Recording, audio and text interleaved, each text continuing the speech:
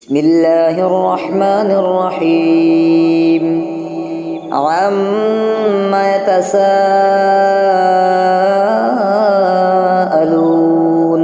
عن النبأ العظيم الذي هم فيه مختلفون كلا سيعلمون ثم كلا سيعلمون ألم نجعل الأرض مهادا والجبال أوتادا وخلقناكم أزواجا وجعلنا نومكم سباتا وجعلنا الليل لباسا وجعلنا النهار معاشا وبنينا فوقكم سبعا شدادا وجعلنا سراجا وهاجا وأنزلنا من المعصرات ماء ثجاجا لنخرج به حبا ونباتا وجنات ألفافا إن يوم الفصل كان ميقاتا يوم ينفخ في الصور فتأتون أفواجا وفتحت السماء فكانت أبوابا وسيرت الجبال فكانت سرابا إن جهنم كانت مرصادا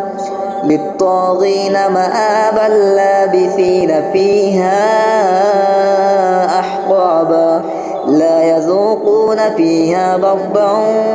ولا شرابا إلا حميما وغساقا جزاء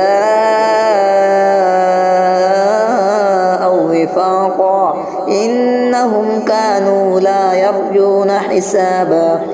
وكذبوا بآياتنا كذابا وكل شيء أحصيناه كتابا فذوقوا فلن نزيدكم إلا عذابا إن للمتقين مفازا حدائق وأعنابا وكواعب أطرابا وكأسا دهاقا لا يسمعون فيها لغوا ولا كذابا جزاء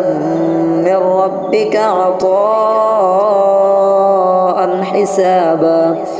رب السماوات والأرض وما بينهما الرحمن لا يملكون منه خطابا يوم يقوم الروح والملائكة صفا لا يتكلمون إلا من أذن له الرحمن وقال صوابا ذلك اليوم الحق